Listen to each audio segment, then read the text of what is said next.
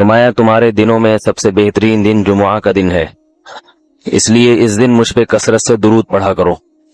فإن صلاتکم معروضۃ علی، اس لیے کہ تمہارا درود مجھ تک پہنچایا جاتا ہے۔ صحابی نے پوچھا یا رسول اللہ کیف تعرض علیک صلاتنا وقد ارمت، ہمارا درود آپ تک کیسے پہنچایا جائے گا جبکہ آپ جب دنیا سے جائیں گے، قبر میں جسم آپ کا ختم ہو جائے گا، تو ہمارا درود آپ تک کیسے پہنچے گا؟ تو آپ صلی اللہ علیہ وسلم نے فرمایا ان اللہ حرم علی الارض اجساد الانبیاء، اللہ تعالیٰ نے پیغمبروں کے جسموں پر زمین پر پیغمبروں کے جسموں کو حرام کر دیا۔ زمین کسی پیغمبر کے جسم کو کبھی ختم نہیں کرتی۔ تو یہ بھی امت کا اجماعی عقیدہ ہے کہ جتنے بھی انبیاء ہیں ان کے جسم بالکل سلامت رہتے ہیں۔ شہداء میں تو یہ بہت زیادہ مشاہدہ ہوتا ہے، بہت سارے شہداء کے جسم سلامت رہتے ہیں۔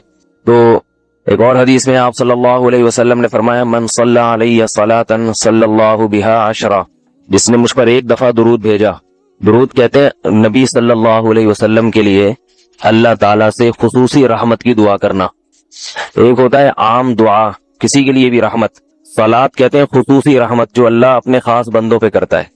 اس لیے صلات کا جو لفظ ہے نا، یہ درود اور صلات یہ پیغمبر کے علاوہ کسی کے لیے جائز نہیں ہے، کیونکہ یہ صلات خاص کس کے خاصہ ہے؟ یہ پیغمبروں کا۔ اس لیے ہم اللہم صلی علی محمد تو کہہ سکتے ہیں، لیکن یوں نہیں کہہ سکتے اللہم صلی علی فلان۔ تو وہ صلی جو ہے نا، صلات یہ خاص قسم کی رحمتیں ہوتی ہیں جو اللہ پیغمبروں پر بھیجتے ہیں۔ کبھی قرآن میں آتا ہے اولئک علیہم صلوات من ربہم ورحمہ، کہ جو لوگ صبر کرتے ہیں ان پر اللہ کی خصوصی رحمتیں بھی ہیں اور رحمت بھی ہے۔ تو پتہ چلا صلات اور رحمت میں فرق ہے۔ صلات اعلیٰ قسم کی رحمتوں کو کہتے ہیں۔ تو آپ صلی اللہ علیہ وسلم نے فرمایا جس نے میرے لیے ایک مرتبہ رحمت کی دعا کی، درود شریف پڑھا میرے لیے، تو اللہ اس پر 10 رحمتیں بھیجتے ہیں۔ اور جمعہ کے دن زیادہ فضیلت ہے درود شریف پڑھنے کی۔ البتہ یہ جو جمعہ کے دن میں حدیث مشہور ہے کہ 80 سال کے گناہ معاف ہوتے ہیں جمعہ کے دن درود پڑھنے سے، یہ حدیث سند کے لحاظ سے کمزور ہے۔ لیکن یہ جو میں نے حدیث پڑھی کہ جمعہ کا دن سب سے بہتر دن ہے، فَأَكْثِرُوا عَلَيَّ مِنَ الصَّلَاةِ فِيهِ، لہذا اس دن مجھ پہ کثرت سے درود پڑھا کرو، یہ بالکل صحیح حدیث ہے۔ جمعہ کے دن درود شریف کی اضافی فضیلت ہے۔ آج چونکہ جمعہ کا دن ہے اس لیے میں نے کہا کہ اس بارے میں تھوڑی سی بات کروں۔ ایک اور حدیث میں آتا ہے رسول اللہ صلی اللہ علیہ وسلم نے فرمایا لا تجعلوا قبری عیدا وصلوا علی فإن صلاتکم تبلغنی حیث کنتم، فرمایا میری قبر کو عیدگاہ نہ بناؤ۔ جیسے میلوں کی جگہ ہوتی ہے نا، میلے ٹھیلے، عید پہ جب سب لوگ جمع ہو کے خوشیاں مناتے ہیں، تو جیسے مزاروں پہ ہوتا ہے نا قوالیاں ہو رہی ہیں اور یہ میلے ٹھیلے ہو رہے ہیں، آج کل دیکھا ہے۔ تو پہلے زمانے میں بھی جب کوئی نیک آدمی دنیا سے جاتا تھا تو لوگ اس کی قبر پہ دھرنے مار کے بیٹھ جاتے تھے، اور وہ مجاور اور یہ سب جو ہمارے یہاں ہوتا ہے۔ تو آپ صلی اللہ علیہ وسلم نے منع کیا کہ میری قبر کے ساتھ یہ کچھ مت کرو، البتہ مجھ پہ درود پڑھا کرو، اور فرمایا کہ تم جہاں سے بھی درود پڑھو گے یہ مجھ تک پہنچے گا۔ اور حدیث میں رسول اللہ صلی اللہ علیہ وسلم نے فرمایا ما من احد یسلم علی الا رد اللہ علی روحی فارد علیہ، کہ جب بھی کوئی مجھ پر سلام بھیجتا ہے اللہ میری روح کو میرے جسم میں لوٹاتے ہیں اور میں اس کے سلام کا جواب دیتا ہوں۔ اب یہ کیسے ہوتا ہے؟ چونکہ یہ برزخی زندگی میں ہے، لہذا اس کی کیفیات میں اور گہرائی میں جانے کی اجازت نہیں ہے۔ جیسے اللہ بہتر سمجھتے ہیں یہ ہوتا ہے، اس کی حقیقت کا ہمیں علم پوری طرح نہیں ہے، تو برزخی زندگی ہے۔ اور حدیث میں آتا ہے رسول اللہ صلی اللہ علیہ وسلم نے فرمایا کہ رغم انف رجل ذکرت عنده فلم يصلی علی، اس شخص کی ناک خاک آلودہ ہو جائے جس کے سامنے میرا نام لیا جائے، میرا تذکرہ ہو اور وہ مجھ پہ درود نہ پڑھے۔ ایک اور حدیث میں آپ صلی اللہ علیہ وسلم نے فرمایا البخیل من ذکرت عنده فلم يصلی علی، وہ شخص کنجوس ہے، بخیل ہے جس کے سامنے میرا نام آئے اور مجھ پہ درود نہ پڑھے۔ یعنی اتنی بڑی شخصیت اور اتنے بڑے محسن اعظم کا تذکرہ آ رہا ہے اور اس کی زبان سے دعا بھی نہیں نکلتی، تو اس سے بڑا کنجوس دنیا میں کون ہو سکتا ہے؟ ایک اور حدیث میں آپ صلی اللہ علیہ وسلم نے ایک شخص کو دعا مانگتے ہوئے دیکھا جس نے درود شریف پڑھے بغیر دعا شروع کر دی، تو آپ صلی اللہ علیہ وسلم نے فرمایا اس نے دعا میں جلدی کی ہے۔ پھر فرمایا تم میں سے جب کسی شخص کو دعا مانگنی ہو پہلے اللہ کی حمد و ثنا پڑھے، پھر مجھ پر درود بھیجے۔ قرآن مجید میں بھی اللہ نے حکم دیا ان اللہ وملائکتہ یصلون علی النبی، کہ اللہ اور اس کے فرشتے، اللہ بھی رحمت بھیجتے ہیں اور فرشتے بھی رحمت کی دعا کرتے ہیں۔ یا ایھا الذین آمنوا صلوا علیہ وسلموا تسلیما، اے ایمان والو تم بھی محمد صلی اللہ علیہ وسلم پر درود بھیجا کرو اور سلام بھیجا۔ درود اور سلام میں فرق یہ ہے کہ درود اللہ کی رحمت اور سلامت کہتے ہیں کہ ہر برائی سے ہر مشکل سے ہر مصیبت سے بچائے. تو کمال جبھی ہوتا ہے جب اللہ ہر شر سے بچا لے اور اضافی رحمتیں بھی بھیجے. تو علماء نے درود شریف کی حکمتوں میں لکھا ہے کہ درود شریف جو اللہ نے ہمیں پڑھنے کا حکم دیا، اس کی بنیادی وجہ تو سب کو معلوم ہے کہ سب سے زیادہ احسانات اس کائنات میں اللہ کے بعد کس کے ہیں؟ محمد صلی اللہ علیہ وسلم. تو آپ صلی اللہ علیہ وسلم کے احسانات سب سے زیادہ ہیں انسانیت پر. انسان کو انسان آپ صلی اللہ علیہ وسلم نے بنایا، اور اہل اسلام تو سب سے زیادہ ان احسانات کے تلے دبے ہوئے. تو ہم کوئی بھی عبادت اگر کر رہے ہیں، دعا بھی اگر مانگ رہے ہیں، تو یہ بھی کس کی وجہ سے توفیق مل رہی ہے؟ نبی صلی اللہ علیہ وسلم، کیونکہ آپ صلی اللہ علیہ وسلم نے ہی یہ ساری چیزیں سکھائی ہیں. تو ہر کام میں حکم یہ ہے کہ بھئی جس کا احسان ہے، جس کی وجہ سے تمہیں یہ رہنمائی ملی، پہلے اس کا بھی تو کچھ خیال کرو، اس کا بھی جو ہے نا اللہ سے اس کے لیے دعا مانگو تاکہ تمہاری طرف سے بھی کچھ شکر ہو. دوسری بات علماء نے لکھی ہے کہ اس میں حکمت یہ ہے کہ درود شریف پڑھنے سے توحید کا عقیدہ مضبوط ہوتا ہے. وہ توحید، درود شریف نبی سے دعا نہیں ہے بلکہ اللہ سے دعا ہے. کس کے لیے؟ نبی کے لیے. تو پتہ یہ چلا کہ نبی پر بھی اللہ کی رحمتیں ہوں گی، اور دعا کون مانگ رہا ہے؟ ہم مانگ رہے ہیں. تو اس میں نبی سے مانگنے کا دروازہ بند کر دیا کہ نبی سے مانگنے کا اسلام میں کوئی تصور نہیں ہے، بلکہ نبی کے لیے بھی اللہ سے مانگا جائے گا. تو جب نبی کے لیے بھی اللہ سے مانگنے کا حکم ہے تو اپنے لیے نبی سے کیسے مانگنے کا حکم ہو گیا؟ سمجھ میں آ رہی ہے بات کہ نہیں آ رہی؟ یعنی نبی کے لیے بھی کس سے مانگنے کا حکم ہے؟ اللہ سے. تو اپنے لیے کس سے مانگیں گے؟ بطریق اولا ہم پھر اللہ سے مانگیں گے. تو اس سے عقیدہ توحید مضبوط ہوتا ہے. اور تیسری بات یہ کہ علماء نے لکھا ہے کہ جب درود شریف پڑھیں تو اس نظریے سے نہ پڑھیں کہ نبی ہماری دعا کے محتاج ہیں. نبی اللہ کی رحمت کے تو محتاج ہیں، یہ تو درود شریف سے پتہ چلتا ہے، لیکن اللہ کی وہ رحمت اس وقت بھی ہوتی اگر ہم یہ دعا نہ مانگتے. تو ہمیں اس لیے ہے کہ ہم بھی انگلی کٹا کے شہیدوں میں نام لکھوا لیں. سمجھ رہے ہیں نا؟ اس کی حضرت مولانا اشرف علی تھانوی رحمہ اللہ نے بڑی پیاری مثال دی. فرمایا کہ جیسے کوئی بادشاہ اپنے شہزادے پر کچھ انعام کرنا چاہے، بادشاہ تو چاہتا ہے نا اپنی اولاد کو نوازنا، اپنے محبوب شہزادہ اس کا محبوب ہوتا ہے. تو آپ اگر بادشاہ سے سفارش کر دیں کہ حضرت یہ تحفہ آپ اپنے شہزادے کو دے دیں، یا یہ فلاں چیز اپنے شہزادے کو، بادشاہ تو پہلے بھی دے رہا ہے، لیکن آپ کے کہنے سے وہ اور خوش ہو جائے گا کہ بھئی دیکھو جو کام میں چاہتا تھا یہ بھی اسی کی درخواست کر رہا ہے. تو نتیجہ کیا نکلے گا؟ تھوڑا سا آپ کو بھی دے دے گا وہ، ٹھیک ہے نا، کہ چلو یہ گڑ تم بھی منہ میٹھا کر لو اپنا، تم نے اتنا اچھا کام کیا. اور اگر آپ کسی کو حکم دیں اس کے دشمن پہ خرچ کرنے کا، آپ جا کے کہیں بھائی وہ تمہارا دشمن ہے، تمہارا دل چاہتا ہے اس کا گلا دبا دو، تو ایسا کرو اس کو ہدیے ودیے دیا کرو. تو کہے گا میں اس کو گلا دبانا چاہتا ہوں اور تو ہدیے کی ترغیب دے رہا ہے تو میں تیرا بھی گلا دباؤں گا. تو دشمن پہ خرچ کرنے کا جب حکم دیا جاتا ہے تو اس سے سامنے والا غصے میں آتا ہے. دوست پہ خرچ کرنے کا، احسان کرنے کا جب آپ کسی کو کہیں گے تو وہ خوش ہوتا ہے. باپ کو اگر کہا جائے نا اپنے بچوں پہ اور کھلائے کریں، بڑی خوشی ہوتی ہے، تو باپ کا دل اور سینہ اور چوڑا ہو جائے گا. تو ایسا ہی اللہ تعالیٰ کو اپنے رسول صلی اللہ علیہ وسلم سے محبت ہے. اللہ تو خصوصی رحمتیں بھیجیں گے ہی، لیکن ہم اگر اللہ سے درخواست کر دیں گے کہ اللہ تو خصوصی رحمتیں بھیج، تو اس میں تھوڑی سی ہماری بھی کیا ہو جائے گی؟ دخل اندازی ہو جائے گی. اللہ تو ویسے ہی کر رہا ہے، تو اللہ کہے گا چلو تو نے بھی سفارش کر دی تو ان پہ تو کر ہی نہ ہوں، یہ 10 رحمتیں تجھ پر بھی ہو جائیں گی. اور چوتھا فائدہ کیا ہے درود شریف پڑھنے کا؟ کہ انسان کے دل میں محمد صلی اللہ علیہ وسلم کی محبت بڑھتی ہے. انسان جس کے لیے دعا مانگتا ہے لاشعوری طور پہ، نبی صلی اللہ علیہ وسلم کی جتنی زیادہ محبت ہوگی اللہ کی خود بخود اتنی ہی زیادہ ہوگی، کیونکہ نبی سے محبت اللہ ہی کی وجہ سے ہوتی ہے، یہ الگ الگ چیز نہیں ہے. کہ جس کوشش کے نتیجے میں آپ کو کچھ ملنے کی امید نہ ہو، اس کوشش میں ٹائم ویسٹ نہیں کیا جاتا. تو ہم کیوں مسلمان ہیں، ہم کیوں کلمہ پڑھتے ہیں؟ بہت سارے لوگ دنیا میں مذہب کو نہیں مانتے اور بڑی عیش و عشرت کی زندگی گزارتے ہیں. لوگ مجھ سے پوچھتے ہیں کہ یہ اسلام میں یہ کیوں ہے، یہ کیوں ہے، یہ کیوں ہے، یہ پابندیاں کیوں ہیں؟ تو میں ان سے کہتا ہوں کہ بھائی مذہب کو چھوڑ دو تو پھر کوئی پابندی نہیں ہے. ابھی کچھ ہفتے پہلے میں نے ایک بیان کیا تھا، بیان میں میں نے یہ بات کہی تھی کہ اگر آپ کے پاس بہت زیادہ پیسے نہیں ہیں اضافی، تو آپ گھر خرید لیں ذاتی. لیکن اگر فالتو پیسہ نہیں ہے آپ کے پاس تو کھانے پینے میں پہننے میں لگا دیں، ذاتی گھر بنانے کی کوشش مت کریں. کیونکہ دیواروں سے دل لگانا، مکانوں سے دل لگانا یہ مسلمان کا شیوا نہیں ہے. رسول اللہ صلی اللہ علیہ وسلم نے ارشاد فرمایا، یقول العبد مالی مالی، بندہ کہتا ہے میرا مال میرا مال. فرمایا تیرا وہ ہے جو پہن کے پرانا کر دیا اور کھا کے ختم، جو استعمال میں آ گیا. باقی جو رہائش کی ضرورت ہے وہ کرائے کے گھر سے پوری ہو جاتی ہے بہت کم انویسٹمنٹ میں. ذاتی گھر کے لیے جتنی انویسٹمنٹ کرنی پڑتی ہے اتنی انسان کی زندگی اس کا ساتھ نہیں دیتی. بس ایک حسرت کہ میرا اپنا گھر کیوں نہیں ہے. تو میں بار بار یہ بات کہتا ہوں کہ بھائی کرائے کے گھر سے بھی جنازہ نکلے گا اور ذاتی گھر سے بھی جنازہ. جس کا ذاتی گھر ہو وہ بھی ذاتی نہیں ہے, یہ دماغ سے نکال دے. ذاتی واتی کچھ نہیں ہوتا, سب ادھار اللہ نے دیا ہوا ہے. یہ ٹوپی, چشمہ, پگڑی, بنیان یہ بھی ادھار ہیں. تو ادھار نہ ہوتے تو اللہ واپس تھوڑی لیتا. سمجھا پا رہا ہوں؟ وہ بھائی سب اللہ نے کچھ دن کے لیے استعمال کی چیزیں دی ہوئی ہیں. متاع قلیل, قرآن کہہ رہا ہے زندگی گزارنے کا تھوڑا سا سامان ہے. بحریہ ٹاؤن کے بڑے بڑے پلاٹ کو اللہ کیا کہہ رہے ہیں؟ متاع, تھوڑا سا زیادہ راہ ہے. زیادہ راہ کسے کہتے ہیں؟ جو ہم جب سفر میں جاتے ہیں نا تو 2-4 روٹیاں ٹفن میں رکھ لی اور 2-4 ایک گدا تکیہ لے لیا کہ رات کو ٹرین میں یا جہاز میں لوگوں نے آج کل وہ گردن پہ لگانے کے لیا ہوتا ہے نا کہ کہیں آنکھ لگانی پڑ جائے تو گردن ٹیڑھی نہ ہو جائے. تو یہ ہے زیادہ راہ.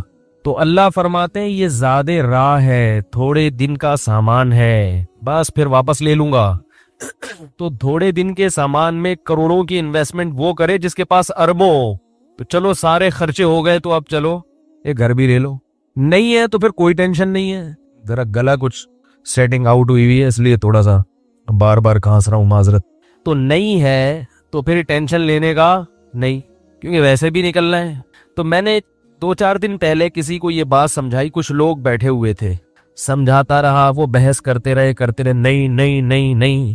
میں نے کہا اصل میں آپ میں ایک وائرس ہے, جب تک وہ وائرس ختم نہیں ہوگا ہماری بات آپ کی سمجھ میں نہیں آئے گی. وہ وائرس ہے دنیا سے محبت اور دنیا کو مسافر خانہ نہ سمجھنا. کیونکہ آپ دنیا کو مسافر خانہ ہی نہیں سمجھ رہے تو میری باتیں آپ کو لگیں گی بے وقوفی کی باتیں کر رہے. وہ چیز جو انسان کی سب سے بڑی چاہت ہے, ذاتی گھر, اسی کی نفی کر رہا ہے یہ. اس وقت دنیا میں انسان کا سب سے بڑا ہدف کیا ہوتا ہے؟ میرا ذاتی گھر ہو, اور یہ اسی کی نفی کر رہا ہے. تو پھر ایسے لوگ مولویوں کو بیوقوف تو سمجھیں گے نا. تو دیکھو عاشورہ کے دن شیعہ ماتم کر رہے ہیں, چیخ رہے ہیں, چلا رہے ہیں. آپ چیخیں نہیں, کم از کم جو میں بات کر رہا ہوں تھوڑا سا ہاں نہ کریں. کیا خیال ہے؟ وہ دیکھو پورا سیٹ اپ ہی آؤٹ ہوا ہے ان کا, چیخ رہے ہیں.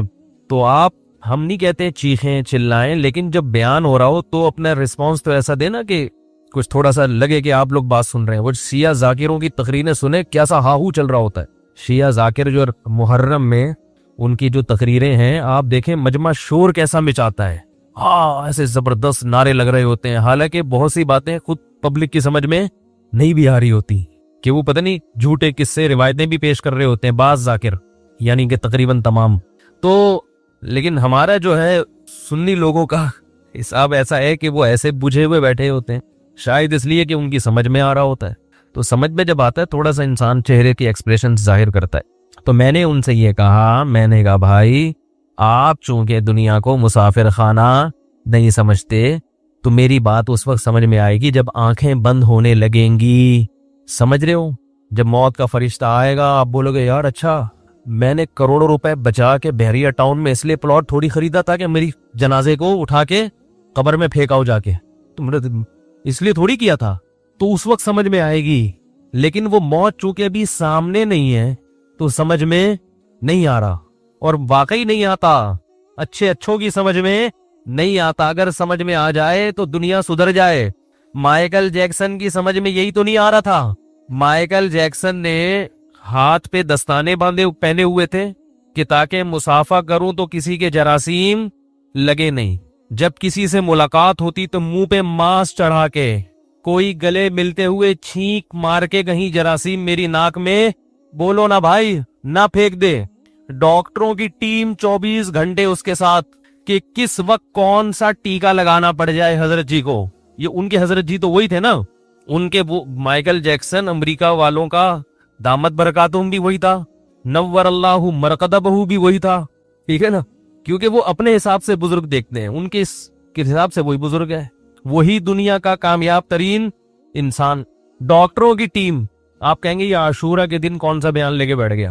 بھائی یہی تمام پیغمبروں کی تعلیمات ہیں جو میں آپ کے سامنے عرض کر رہا ہوں, یہی اہل بیت کی, یہی حضرت حسن حسین کی تعلیمات ہے جو میں آپ کے سامنے, یہ اسلام کی روح ہے. یہ سمجھ میں نہیں آئی تو میرے بھائی پھر اپنی مرضی کے دین پہ چلنے سے کوئی کچھ بھی حاصل نہیں ہوتا. تو مائیکل جیکسن کے ساتھ ڈاکٹروں کی ٹیم. اور ایک عجیب بات آپ کو بتاؤں, مائیکل جیکسن اربوں روپے اس نے کمائے, تو اس میں سے چند لوگوں کو وہ بہت پیسے دیا کرتا تھا صرف اس بات کے کہ میرے جسم کا کوئی آرگن اگر خراب ہو گیا تو آپ کو دینا پڑے گا. یہ انشورنس کا ایک ٹیکنیکل طریقہ. مثلا غفار بھائی کے گردے اس نے چیک کروائے, بڑے سیٹنگ پہ ہیں. ایک ان کا غفار بھائی, ہر جگہ ہوتے ہیں نا, وسیم بھائی, سلیم بھائی, غفار بھائی, وسیم, یہ تو ایک کردار ہے, کیریکٹر ہے, وہ اس کو کچھ اور نام دیتے ہوں گے. تو اس نے دیکھا کہ بھئی یہ غفار بھائی ہیں, یہ بڑے صحت مند ہیں, ان کے دونوں کڈنی بالکل فٹ فاٹ ہیں. تو مائیکل جیکسن نے اپنے غفار بھائی سے یہ ایگریمنٹ کیا کہ اگر مجھے کبھی, یعنی اپنے رشتہ داروں میں نا جس کے گردے میچ بھی کر رہے ہوں, وہ تو ڈاکٹر دیکھتے ہیں نا کہ بھئی یہ میچنگ کے بھی ہیں, تو اس کو خرید لیا کہ میں آپ کو ہر مہینے اتنے $, دوں گا. اگر میرے گردے ناکارہ نہیں ہوئے تو یہ آپ کو گریوی میں یہ بچت ہو گئی, اور اگر ناکارہ ہو گئے تو ایک کڈنی آپ کو اپنا مجھے دینا پڑے گا. اتنی فکر کوئی زندہ رہنے کی کرتا ہے؟ بولو بھائی. اسی طرح اور بھی جو پارٹس ہیں باڈی کے, کہا جاتا ہے کہ مائیکل جیکسن کہتا تھا کہ میں 150 سال تک زندہ رہ کے دکھاؤں گا. کیونکہ ظاہر ہے جب بھی کوئی بیماری آتی ہے تو ہم تو ہسپتال, اکثر ہم اس لیے مرتے ہیں کہ ہسپتال پہنچنے میں دیر ہو جاتی ہے, ٹریفک جیم ہو گیا, کوئی جلوس آ رہا ہے راستے سے, لبیک یا رسول اللہ والے یہاں سے ٹن مارتے ہوئے جا رہے تھے تو ادھر لبیک یا رسول اللہ میں 3-4 آدمی مر گئے. تو ہمارے یہاں تو یہ مسائل ہے, یا کوئی اسٹرائک ہے, کوئی ہڑتال ہے, لیکن اس کے ساتھ یہ مسائل بھی نہیں تھے, کیونکہ ڈاکٹر جو خود ڈاکٹر, ان میں سے ہر ایک ڈاکٹر پورا ہاسپٹل تھا. وہ ایسے کوئی چھوٹے موٹے ڈاکٹر تھوڑی تھے, وہ ان کے دامت برکاتہم کے ڈاکٹر تھے. تو ہر وقت ڈاکٹروں کی ٹیم, ہر وقت میڈیکل چیک اپ, ہر وقت احتیاط, یہ کھانا ہے, یہ نہیں کھانا ہے, بڑی تمیز سے ایکسرسائز بھی ہو رہی ہے, اور جاگنگ بھی ہو رہی ہے, اور جم بھی ہو رہا ہے. اور پھر کہا جاتا ہے, مجھے یاد ہے 2009 یا 10 کی بات ہے, ہمارے دوست آگے بتایا کرتے تھے کہ مائیکل جیکسن کا تاریخی پروگرام ہونے والا ہے. اتنا بڑا پروگرام امریکہ میں ہونے والا ہے کہ اس سے پہلے کبھی اتنے ٹکٹ فروخت نہیں ہوئے ہیں. کروڑوں اربوں روپے کا بزنس ہونے والا ہے. دوست آپ بتاتے تھے کہ اتنا بڑا پروگرام مائیکل جیکسن کا ہونے والا ہے کہ آج سے پہلے اتنا, اور ہٹو بچوں ہونے والا ہے. کیا ہونے والا ہے؟ ایسا ڈانس کرے گا کہ ہٹو بچوں ہو جائے گا, اور اس کی ریہرسل ہو رہی ہے بہت دنوں سے. تو جو دوست ہمیں بتاتے تھے نا کہ بھئی ایسا ہونے والا ہے, ہونے سے چند دن پہلے انہوں نے آ کے بتایا کہ مائیکل جیکسن رات کو سوئے, صبح پولیس سے بھی نہیں اٹھے. ایسا سوئے ہیں, ایسا سوئے کہ امریکہ کی پولیس بھی ان کو نہیں اٹھا سکتی. کتنی بھی گہری نیند میں ہو یا کیسا بھی ہو, پولیس آتی ہے تو اچھوں کو اٹھنا پڑتا ہے. تو میں نے کہا یار یہ کیسے ہو گیا؟ ابھی تو آپ بتا رہے تھے اس کا پروگرام ہونے والا ہے, پھر اتنے ڈاکٹر, پھر جراثیم سے ایسی حفاظت, اور ڈاکٹروں کی ٹیم 24 گھنٹے ساتھ. تو اس کو مرنے سے پہلے کم از کم چانس تو ملنا چاہیے تھا نا, ڈاکٹروں کو بھی تو کچھ کرنے کا چانس ملنا چاہیے تھا کہ بھائی اس کو کسی طرح سے بچاؤ. تو انہوں نے کہا پتہ نہیں کیا ہوا ہے, اچانک ہی مر گیا. تو میں نے عبرت کے لیے تقریباً 1-1.5 ہفتہ پہلے سرچ کیا کہ مائیکل جیکسن کی موت کیسے ہوئی. تو ایک بات خوب ذہن میں رکھیں کہ ہمارے ہاں یوٹیوب پہ چھوڑو بہت ہیں. یہ جو یوٹیوب کی تحقیقات ہوتی ہیں نا, قابل اعتماد نہیں ہوتی. اس میں ایک تحقیق تھی, مائیکل جیکسن مرا نہیں, اس کو بلکہ مارا گیا, وہ بڑے دلائل سے. یہ بات غلط ہے. جب تک آفیشلی کسی چیز کی تصدیق نہیں ہوتی, قانونی طور پر تصدیق نہیں ہوتی, لوگوں کی انفرادی خبروں پہ اعتماد مت کیا کریں. کتابوں کے حوالے اور ادھر ادھر یہ سب کر لیتے ہیں. آپ کو کیا پتا کہ یہ جو حوالہ دے رہا ہے یہ صحیح بھی ہے یا غلط ہے؟ عین ممکن ہے واقعی کسی نے مارا ہو, مگر اس کی کوئی ابھی تک دلیل سامنے نہیں آئی ہے. وہاں جو آفیشلی جو چیز بتائی گئی ہے وہ یہ کہ یہ طبعی موت مرائی ہے, کسی نے قتل نہیں کیا, خود سے ہارٹ اٹیک ہوا یا کیا ہوا واللہ اعلم. چلو مرا ہے یا کسی نے مارا ہے, لیکن 50 سال ایک صحت مند آدمی کے لیے جوانی کی عمر ہوتی ہے, بڑھاپے کی نہیں ہوتی. اللہ نے عبرت کا نشان بنا دیا, عبرت کا نشان کہ مائیکل جیکسن یہ دنیا مسافر خانہ ہے, تمہارے باپ کی جاگیر بولو بھائی نہیں ہے. کاش کاش کاش وہ تو چلا گیا, کاش انسانوں کو عبرت حاصل ہو. ہماری عبرت کی آنکھیں اندھی ہو گئی ہیں. میں اپنے لیے بھی کہتا ہوں, میں کسی اور کو ملامت نہیں کر رہا, میں یہ جتنی باتیں یہاں ممبر پہ بیٹھ کے کرتا ہوں سب سے پہلے اپنے آپ کو خطاب کر رہا ہوں. عبرت کی آنکھیں اندھی ہو گئی ہیں. دنیا میں کوئی واقعہ کوئی نصیحت ایسی نہیں ہے جس سے ہمیں سبق حاصل. کتنے لوگ نوجوان ہمارے حسرت کرتے ہوں گے مائیکل جیکسن، کاش ہم مائیکل جیکسن کی جگہ ہوتے. کسی نے بتایا کہ ایک دفعہ ڈانس کے دوران لڑکیوں نے اپنے کوٹ پھاڑ دیے. اتنا زیادہ ایکسائٹڈ لڑکیاں ہو جاتی تھیں اس کے. آج کسی نوجوان کے لیے کوئی ایک لڑکی گھر سے بھاگ جائے تو وہ ساری دنیا میں ڈنڈورا پیٹے گا، یار میں اتنا بڑا آدمی بن گیا ہوں کہ میرے لیے اب گھر سے بھاگنا پبلک شروع ہو گئی. کیسا اللہ نے عبرت کا نشان بنایا. ختم. مائیکل جیکسن دنیا سے بولو بھائی ختم. مٹی. اب ڈانس کرو اندر قبر میں. لوگ اس کی قبر پہ پھول چڑھا رہے ہیں، کیا کیا کر رہے ہیں، لیکن اس سے مائیکل جیکسن کی ذات کو کوئی فائدہ نہیں ہو رہا. ثم ردوا الى الله مولاهم الحق الا له الحكم وهو اسرع الحاکمین احکم الحاکمین. فرمایا کہ اس کے بعد اب تمہیں اس رب کی طرف لوٹایا جائے گا جس نے تمہیں پانی کے ایک ناپاک قطرے سے پیدا کیا تھا. اللہ اس موقع پہ فرماتے ہیں الا خبردار خبردار ہوشیار سنو، لہ الحکم، حکومت کس کی ہے؟ اسی کی ہے، اور وہ بہت جلد فیصلہ کرنے والا ہے کہ کون صحیح ٹریک پر چلا تھا اور کون غلط ٹریک پر چلا تھا. یہ فیصلہ کس نے کرنا ہے؟ اللہ نے کرنا ہے. یہ فیصلہ میرے اور آپ کے اختیار میں نہیں ہے کہ ہم خود سے کسی راستے کو صحیح کہہ دیں اور کسی راستے کو غلط کہہ دیں. ہماری نظر میں صحیح راستہ وہ ہے جس کو پبلک اچھا سمجھتی ہے. پبلک فنکاروں اداکاراؤں کی زندگی کو کامیاب لائف سمجھتی ہے، اسی وجہ سے سب اسی کی طرف جانے کی کوشش کر رہے ہیں. لیکن اللہ اس راستے کو جہنم کا راستہ قرار دیتا ہے، کیونکہ اس ٹریک پر چل کر انسان اپنے پیدا کرنے والے سے غافل ہوتا ہے. بات سمجھ میں آ رہی ہے میں جو سمجھانا چاہ رہا ہوں؟ یہ وہ ٹریک ہے جس پہ چل کے انسان کس سے غافل ہوتا ہے؟ ناچنے والے، ڈانس کرنے والے، گانے والے، یہ اللہ سے سب سے زیادہ دور ہوتے ہیں. حتیٰ کہ جو قوالیاں پڑھنے والے ہیں نا وہ بھی اللہ سے دور ہوتے ہیں. موسیقی آپ کو اللہ سے دور کرتی، اللہ کے قریب نہیں کرتی. تو میں یہ کر رہا تھا میرے بھائی کہ کچھ چیزیں ایسی ہوتی ہیں کہ وہ سمجھ میں آئیں گی تو پھر اگلی عمارت اس پہ کھڑی ہوگی. دنیا کا مسافر خانہ ہونا ہی کسی کی سمجھ میں نہیں آ رہا تو اسے یہ بحث کے ذاتی مکان کوئی ضرورت نہیں ہے.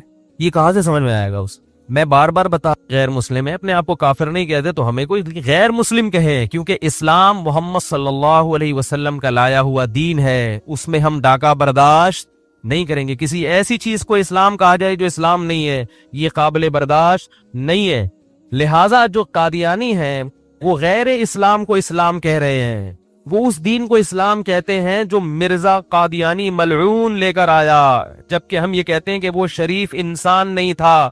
پیغمبر ہونا تو اس کے بعد کی چیز ہے. بار بار یہ دعویٰ کرتا ہوں، کوئی بھی قادیانی کسی بھی ختم نبوت کی تنظیم سے متعلق کسی بھی عالم کے پاس لے آؤ، میرے پاس لے آؤ، انشاءاللہ میں اسے قائل کروں گا. اس پر وہ مناظرہ کرے، اس پر وہ بحث کرے، اس پہ ڈیبیٹ کرے کہ مرزا غلام احمد قادیانی کو شریف انسان ثابت کر کے دکھا دو. شریف انسان نبوت سے پہلے کیا ہے؟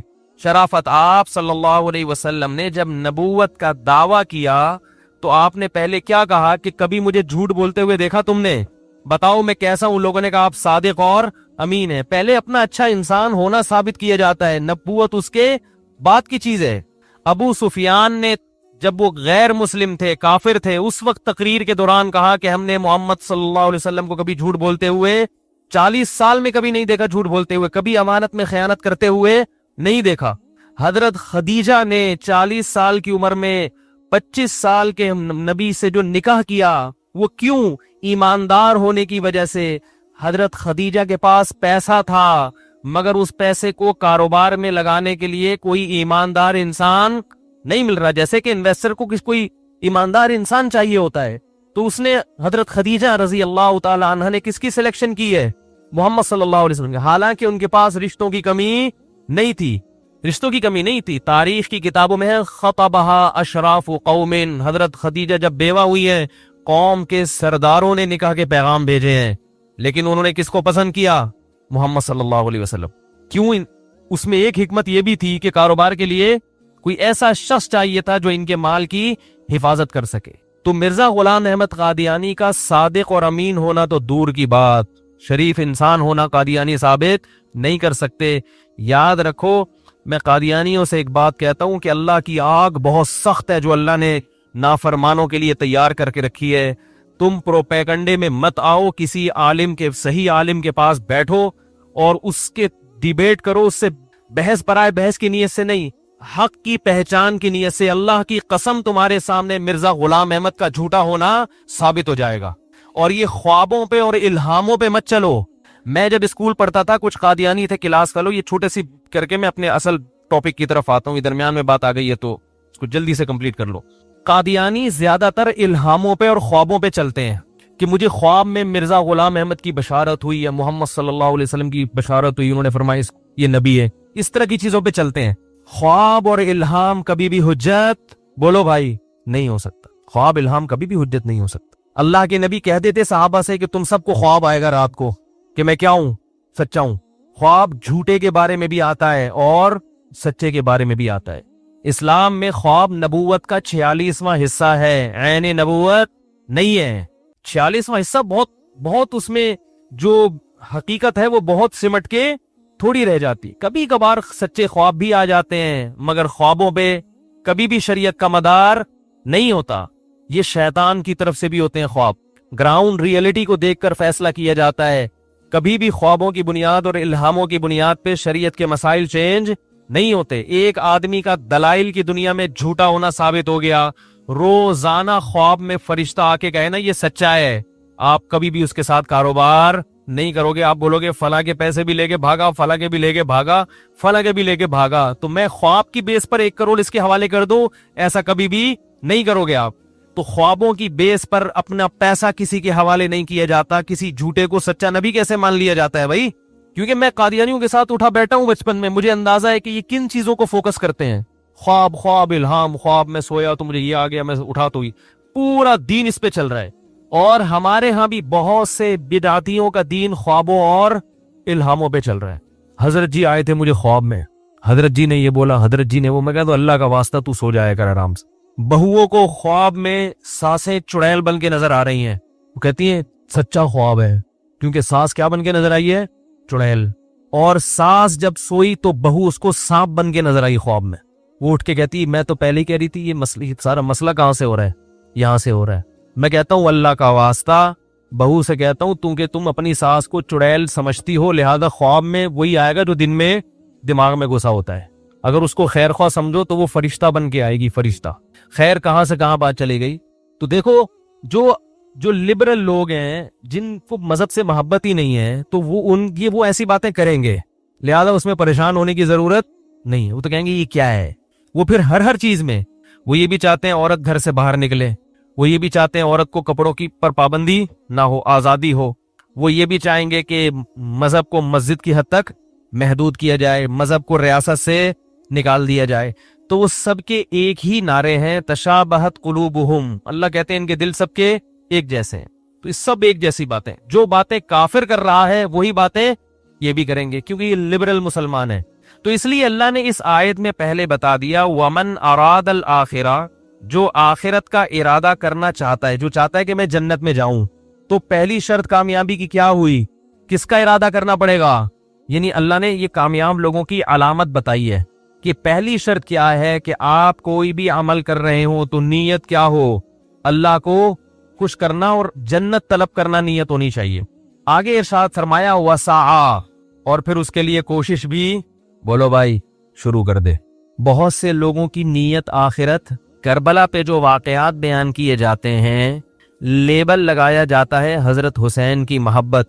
لیبل لگایا جاتا ہے کہ حضرت حسین کی محبت اس لیے کہ وہ نبی کے نواسے. لیبل لگایا جاتا ہے کہ نبی کے نواسے سے محبت کرنا در حقیقت نبی سے، اور نبی سے محبت کرنا در حقیقت اللہ سے.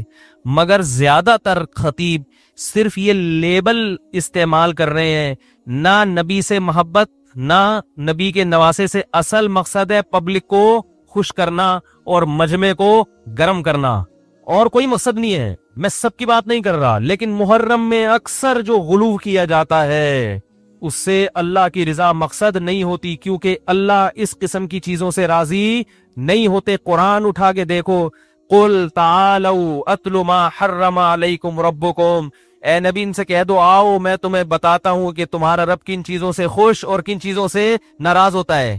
کتنا پیارا انداز ہے قرآن کا۔ مشرکین مکہ بھی اللہ کو خوش کرنے کے لیے کچھ عجیب عجیب کام کیا کرتے تھے، اللہ نے سب پہ رد کر کے کہا کہ تعالو۔ عربی میں ایک لفظ استعمال ہوتا ہے ایتی، ایتی کا مطلب ہے ادھر، کہتے ہیں نا اتھیا، یہ تھوڑا سا مہذب لفظ نہیں ہے۔ اور ایک ہے تعالو، آئیے تشریف لائیے، آئیے ہم آپ کو، یہ آئیے کا لفظ کب کہا جاتا ہے کہ یار ادھر ادھر سے ہٹ جاؤ، وہ جو تمہیں تمہارے کان بھر رہا ہے، وہ تمہیں تو گنتیاں سکھا رہا ہے، ان سب سے ہٹ کے ادھر آؤ، اکیلے میں کبھی چھاؤں میں آؤ، ٹھیک ہے نا، سائیڈ پہ ملو، میں تمہیں اکیلے میں مل کے پھر سمجھاؤں گا کہ میں کن چیزوں سے خوش ہوتا ہوں اور کن چیزوں سے ناراض ہوتا ہوں۔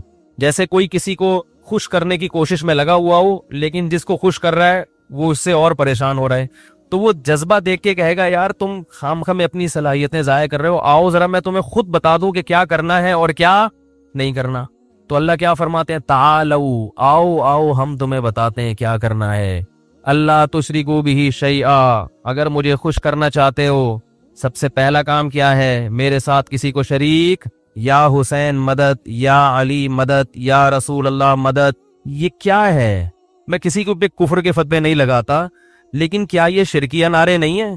کبھی دیکھا امام حرم کو یا رسول اللہ مدد کا نعرہ لگاتے ہوئے؟ جو سعودی عرب جاتے ہیں، پورے عرب کنٹری میں دیکھا، یو اے ای میں کہیں دیکھا، ابو ظہبی میں، دبئی میں، شارجہ میں، سعودی عرب میں، ملیشیا میں، ترکی میں، کہیں بھی نہیں ہے۔ تو یہ کون سا اسلام ہے جس میں آپ اللہ کو بھی پکار رہے ہیں اور اللہ کے ساتھ ساتھ دوسروں کو بھی؟ قرآن کے فَذُكِرَ اللَّهُ وَحْدَهُ اشْمَأَزَّتْ قُلُوبُ الَّذِينَ لَا يُؤْمِنُونَ بِالْآخِرَةِ وَإِذَا ذُكِرَ الَّذِينَ مِن دُونِهِ إِذَا هُمْ يَسْتَبْشِرُونَ۔ فرمایا جب صرف اکیلے اللہ کی توحید بیان کی جاتی ہے کہ اسی سے ہوتا ہے، تو آپ دیکھو گے جن کا آخرت پر پکا ایمان نہیں ہے ان کے دل تنگ ہونا شروع ہو جاتے ہیں کہ یہ کیسی باتیں ہو رہی ہیں ممبر سے، یہ مفتی کو کیا ہو گیا، یہ کیا کہہ رہا ہے کہ صرف اللہ، یہ اللہ کہہ رہے ہیں، اشمئزت، دل تنگ ہوتے ہیں۔ وَإِذَا ذُكِرَ الَّذِينَ مِن دُونِهِ، فرمایا جب اللہ کے علاوہ دوسروں کا تذکرہ شروع ہو جاتا ہے، اِذَا هُمْ يَسْتَبْشِرُونَ، ان کی بانچھیں کھل جاتی ہیں۔ اسلام توحید کے معاملے میں کوئی کمپرومائز، بولو بھائی، نہیں کرتا۔ اللہ غیرت کے خلاف سمجھتے ہیں اس کو۔ اسباب سے ہٹ کے مدد کا اختیار کس کے پاس ہے؟ اللہ کے پاس، اور کسی کے پاس نہیں ہے۔ کبھی اہل بیت سے مانگ رہے ہیں، کبھی نبی سے مانگ رہے ہیں، کبھی فلانے سے مانگ رہے ہیں، کبھی قبر پہ جا کے مانگ رہے ہیں، تو بھائی ان چیزوں سے اللہ خوش نہیں ہوتا۔ اور آگے اللہ نے ارشاد فرمایا وَبِالْوَالِدَيْنِ احسانا، اللہ کے بعد سب سے بڑا حق کس کا ہے؟ باپ کا اور ماں کا۔ اس کے بعد قرآن نے بیان کیا آتِ ذِی الْقُرْبَى حَقَّهُ، اہل قرابت کو ان کا حق دو۔ جو لبرل لوگ ہیں نا، جو دین سے دور ہیں، میں عجیب بات آپ کو بتاؤں، وہ قرآن کے اور اسلام کے اس نظریے سے بلکہ فطرت کے اس نظریے سے اتنا ہی دور ہیں۔ آپ جاؤ گوروں میں، سب سے دور کس سے ہیں؟ اللہ سے، حالانکہ قرآن سب سے پہلے کس کو بیان کرتا ہے؟ بولو نا، اللہ۔ جو لبرل لوگ ہیں نا، وہ اللہ کے علاوہ ہر ایک کی سنتے ہیں۔ کہہ رہے ہیں نا عاطف میاں کو بحال کرو، ان سے کبھی آپ بیٹھ کے بات کرو تو اللہ کے علاوہ ہر ایک کی بات یہ غور سے سنیں گے۔ ان کو بتاؤ عمران خان کا یہ بیان ہے، منفذ الرحمان نے یہ کہا، نواز شریف نے یہ کہا، اچھا اس پہ تبصرہ ہوگا اللہ کا یہ حکم ہے، یہ کیا ہوتا ہے بھائی؟ یہ کیا باتیں کر رہے ہو؟ اللہ کا حکم، یہ کہاں سے مولوی کہاں سے آ گیا درمیان میں؟ بھائی مولوی نہیں کہہ رہا قرآن، بھائی قرآن کیا ہوتا ہے؟ بھائی نبی نے فرمایا یار چھوڑو یار یہ مسجد کی باتیں، مدرسے کی باتیں، اس قسم کی باتیں ہمارے سامنے نہیں کیا کرو، مذہب کی باتیں ان کو وہاں سائڈ پہ رکھو۔ یہ ہوتا ہے کہ نہیں ہوتا؟ آپ اس کو بتائیں گورنمنٹ کا یہ قانون ہے، سنے گا، اقوام متحدہ کا یہ قانون ہے، سنے گا، اللہ کا قانون ہے، نہیں سنے گا۔ قرآن نے ان لوگوں کی کیفیت بھی بیان کی ہے، فلا صدق ولا صلی ولكن كذب وتولى ثم ذهب الى اهله يتمطى اولى لك فاولى ثم اولى لك فاولى۔ فرمایا جب اس کی موت کا وقت آئے گا میں اسے کہوں گا کہ نہ تو نے میری آیات کو غور سے سنا نہ ان کی تصدیق کی، تیرے سامنے جب میری آیات اور میرے احکام بیان کیے جاتے تھے منہ پھیر کر تکبر کے ساتھ اپنے گھر کی طرف چلا جاتا تھا۔ اولا، اللہ فرماتے ہیں تباہ ہو جائے تو، لکا فاولا، پھر ہم کہتے ہیں برباد ہو جائے تو، ثم، پھر ہم کہتے ہیں اولا، تو تباہ ہو جائے، ثم اولا لک فاولا، پھر ہم کہتے ہیں تو تباہ ہو جائے. ایحسب الانسان ان یترک سدی، تو نے کیا یہ گمان کر رکھا تھا کہ میں نے تجھے پانی کے قطرے سے پیدا کیا؟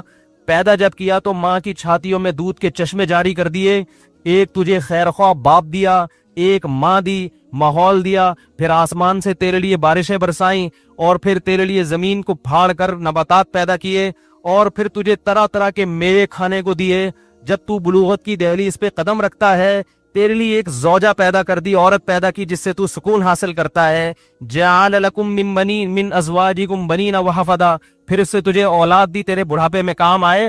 تو یہ ساری خدمتیں جو میں کر رہا تھا، ایحسب الانسان ان یترک سدی، تو یہ سمجھتا تھا کہ تجھ سے کوئی سوال نہیں ہوگا، تجھے ایسے ہی بیکار پیدا کیا میں نے. تو نائٹ کلب میں جا کے ڈانس کر، تو لڑکیوں کے ساتھ دوستیاں لگا، تو شراب پی، تو صبح شام علماء کو مولویوں کو گالیاں دے، تو صبح شام قرآن کی مخالفت کرے، تجھ سے کوئی پوچھنے والا نہیں ہے. یہ کتنی بڑی حماقت اور کتنی بڑی بیوقوفی ہے جس میں یہ لبرل طبقہ مبتلا ہے کہ جس نے پیدا کیا اس کا کوئی حق نہیں ہے. وہ نہیں ہم سے پوچھے گا کہ کیا صحیح ہے اور کیا غلط ہے. فرمایا یحسب الانسان ان یترک سدی الم یکن نطفۃ من منی یمنی، فرمایا بتا تو پانی کا ایک قطرہ غلیظ قطرہ نہیں تھا جس میں آنکھ، ناک، کان، دل، دماغ، جگر بنا کے میں نے تجھے انسان بنایا. یہ گورنمنٹ نے یہ کام کیے، گورنمنٹ کی سن رہا ہے، پی ٹی آئی کی سن رہا ہے، جے یو آئی کی سن رہا ہے، نواز شریف کی سن رہا ہے، ہر ایک کی سن رہا ہے. نہیں سن رہا تو کس کی؟ اللہ. اس کو کہتے ہیں اس کو محدود کر دو، مذہب کو محدود کر دو. کہاں تک؟ مسجدوں تک. اگر اسلام مسجدوں میں محدود ہونے کے لیے آیا تھا تو اسلام میں اور ہندو مذہب میں پھر کوئی فرق نہیں ہے. یہ اللہ کا دین ہے، اللہ کا دین، یہ اللہ کا دین ہے، ہر انسان پہ لاگو ہوگا، ہر انسان پہ. اور اسلام آیا ہی دنیا میں حکومت کرنے کے لیے ہے، کیونکہ الاسلام یعلو ولا یعلی علیہ. اللہ نے قانون بیان کیا کہ اسلام اونچا کام پر کوئی غالب بولو بھائی نہیں آئے گا. انڈیا پاکستان کو جو دو ٹکڑوں میں تقسیم کیا گیا اس کی بیس یہ تھی کہ ہم اسلام حکومت میں چاہتے ہیں. نجی زندگی میں تو امریکہ میں بھی اسلام ہے میرے بھائی. امریکہ میں کوئی آپ کو مسلمان بننے سے بولو، ایک تو برطانیہ میں کوئی آپ کو تبلیغ میں یا حج کرنے سے نہیں روکتا. پاکستان بننے کا مقصد تھا اسلام چاہیے، قانون اسلام ہونا چاہیے، اسلام کے خلاف کسی کو چلنے کی اجازت نہیں ہونی چاہیے، اور اقلیتوں کو وہ حقوق دیے جائیں گے جو کس نے دیے ہیں؟ اسلام نے دیے ہیں. ایک عرصے سے مسلسل یہ بحث ہو رہی ہے ٹیلی ویژن پہ، اخبار کہ اسلام کو ریاست سے نکالو. اسلام ریاست میں رہنے کے لیے آیا ہے، ریاست سے نکلنے کے لیے بولو بھائی نہیں آیا. یہ لوگ یہ پاکستان کے حامی ہیں، ویسے بڑے فنٹر بنتے ہیں کہ ہم قانون کی بات کرتے ہیں، ہم قانون کی بات کرتے ہیں. تو آپ کتنی بڑی بھول کر رہے ہو. پھر آپ یہ نعرہ لگاؤ کہ انڈیا اور پاکستان کی سرحدوں کو ختم کر دو، پھر آپ یہ نعرہ لگاؤ آپ کہ جو بیس تھی وہ بیس کیا تھی، ورنہ کیا ضرورت تھی الگ ہونے کی بھائی. وہ بھی دو روٹی کھاتے ہیں، ہم بھی دو روٹی کھاتے ہیں، وہ بھی ہماری طرح کے انسان ہیں، ہندو بھی، ہم بھی ان کی طرح کے انسان ہیں. تو اللہ نے قرآن میں فرمایا وَمَنْ أَرَادَ الْآخِرَةَ، جو آخرت کے لیے کوشش ارادہ کرے گا، نیت صحیح کرے. دوسری کامیابی کی علامت وَسَعَى، اور پھر اس کی کوشش بھی کرے. بیٹھے بیٹھے کچھ بھی حاصل نہیں ہوتا، قوالیوں سے جنت میں داخلہ نہیں ہوتا. اس شرط ایمان مصطفیٰ سے والہانہ پیار ہے. شاعر نے کہا ہے کہ مصطفیٰ صلی اللہ علیہ وسلم سے جب تک والہانہ پیار نہیں ہوگا آپ کا ایمان مقبول نہیں ہوگا. لیکن آگے بڑی پتہ کی بات کی، پیار لیکن پیروی ہے، پیروی دشوار ہے. محبت نام ہے کس کا؟ بولو بھائی اتباع کا. اہل بیت سے محبت اہل بیت کی اتباع کا نام ہے. اہل بیت کبھی مرثیے، جو اہل بیت کربلا میں شہید ہوئے، تو جو اہل بیت کربلا میں موجود نہیں تھے وہ ان کی شہادتوں پہ انہوں نے ماتم بولو بھائی نہیں کیا. یہ کس کو خوش کر رہے ہو بھائی؟ تو وسعا، قرآن کہتا ہے کوشش بھی کی، کوشش کی اس نے. اور آگے بڑے عجیب الفاظ ہیں، وسعا لہا سعیہا، آخرت والی کوشش کی. کیا مطلب؟ آپ جنت میں جانے کی کوشش تو کر رہے ہیں مگر اخپل طریقے سے. پشتو میں کیا کہتے ہیں بولو بھائی؟ اخپل طریقے سے. تو جتنی مرضی کوشش کر لو وہ معتبر، بولنے میں کوئی ٹیکس نہیں ہے، وہ کوشش معتبر نہیں ہے، جتنی مرضی کر لیں. لوگ کہتے ہیں اس میں حرج کیا ہے. بھائی حرج یہ ہے کہ اللہ اس کے رسول نے یہ کوشش نہیں بتائی. یہ جو آج کل محرم اور ربیع الاول میں کوششیں ہو رہی ہیں، یہ اللہ اس کے رسول کی بتائی ہوئی کوششیں نہیں ہیں. یہ اپنی بنائی ہوئی کوششیں ہیں. ہر کوشش کے لیے قرآن و سنت سے ثبوت چاہیے. اگر اللہ اس کے رسول نے نہیں بتایا، کتنا ہی مزین لیبل لگا کے اس پر کرو، اللہ کی نظر میں وہ کیا ہے؟ مردود. صحیح حدیث، من احدث فی امرنا ھذا ما لیس منہ فہو رد وفی روایت فہو مردود. جس نے ہمارے دین میں کوئی ایسا طریقہ نکالا جس پر ہمارا عمل نہیں تھا تو وہ کیا ہے؟ مردود. لوگ کہتے ہیں اس میں حرج کیا ہے. وہ ایک کچھ دن پہلے وہ نماز جنازہ، حضرت مولانا طارمی صاحب اللہ ان کی برکت ہے، انہوں نے کہیں جنازہ کے بعد دعا مانگ لی. کہیں کون سی کلثوم نواز جو ہے ان کا جنازہ پڑھایا، اللہ ان کی مغفرت فرمائے. کلثوم نواز کی، مولانا طارمی صاحب تو زندہ ہے ابھی. تو وہ لوگ میرے گلے پڑ گئے. لوگ کس کے گلے پڑ گئے؟ تو بھائی انہوں نے پڑھایا، ان سے پوچھو، میں نے تھوڑی پڑھایا. ان کی کیا مجبوری تھی وہ بہتر جانتے ہیں، میں اس پہ تبصرہ نہیں کروں گا. لیکن نماز جنازہ کے بعد دعا کرنا سنت سے ثابت نہیں ہے. سنت سے ثابت نہیں ہے. لوگ اس کو سنت ان کے عمل کی وجہ سے، ان کو کیا مجبوری تھی، کس دباؤ میں تھے یا کیا تھا، وہ ہمارا ہیڈک نہیں ہے، وہ کس کا ہیڈک ہے. بعض دفعہ انسان پر اتنا دباؤ ہوتا ہے، اتنا مجبور ہوتا ہے کہ وہ خود بہتر جانتا ہے. اس کے بارے میں کوئی تبصرہ نہیں کروں گا. لیکن جو چیز سنت سے، کیونکہ ان کے اس عمل سے بہت سے لوگ یہ بھی سمجھ رہے ہیں کہ یہ طریقہ کیا ہے؟ سنت ہے.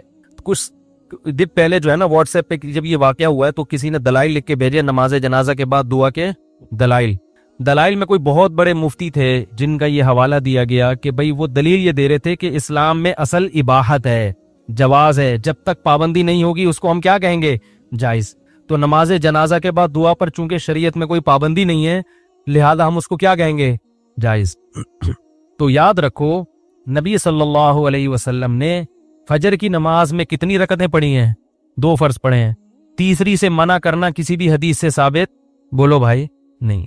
آپ کہہ سکتے ہیں ایک دفعہ آپ نے عصر میں اضافی رکعت پڑھائی تھی تو سردہ سہو کیا تھا، اس سے پتہ چلتا ہے کہ 1 رکعت زیادہ ہوگی تو کیا ہوگا؟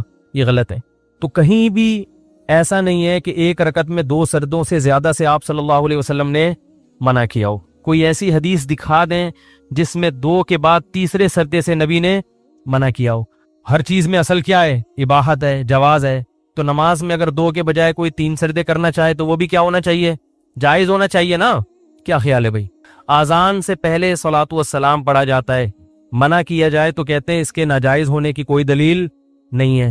تو میں ان سے کہتا ہوں آذان جب کمپلیٹ ہوتی ہے لا الہ الا اللہ تو آگے محمد الرسول اللہ بھی لگا لو، کیونکہ اس کے ناجائز ہونے کی بھی کوئی دلیل.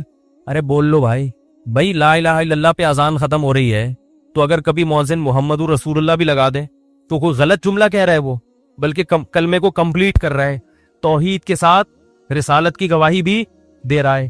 تو یہ منطق چلے گی وہاں پہ، ساری پبلک نکل کے آ جائے گی بھائی پہلی دفعہ ایسی اذان سن رہے ہیں. تو جیسے اذان کے آخر میں ایڈیشن جائز نہیں ہے، اذان کے شروع میں بھی بولو بھائی. یہ جو ہر چیز میں اصل اباحت ہے، یہ ہر چیز نہیں ہے. عبادت میں اصل اباحت کہتے ہیں جائز ہونا. عبادت میں اصل اباحت بولو بھائی نہیں ہے. عبادت میں توقیف کا مطلب جس طرح جس کیفیت کے ساتھ جو عبادت منقول ہے اس میں ذرہ برابر بھی آپ ایڈیشن نہیں کر سکتے. نماز جنازہ وہ ہے ہی دعا، وہ کیا ہے ہی دعا ہے. اور یہ جو فقہا کی کتابوں کے حوالے دیے جاتے ہیں کہ نماز جنازہ کے آخر میں دعا، اس سے مراد نماز جنازہ کے بعد نہیں ہے، اس سے مراد نماز جنازہ کے اینڈ میں جو دعائیں پڑھی جاتی ہیں ان کی فضیلت ثابت ہوتی ہے. لوگ چونکہ عربی جانتے نہیں ہیں تو بعض لوگ فقہا کی ایک عبارت کو اٹھا کے دوسری جگہ فٹ کر دیتے ہیں ترجمہ غلط کر کے. آپ اپنے باپ دادا سے پوچھیں کہ کیا انہوں نے بچپن میں کہیں بھی دنیا میں نماز جنازہ کے بعد کسی کو دعا مانگتے ہوئے دیکھا تھا؟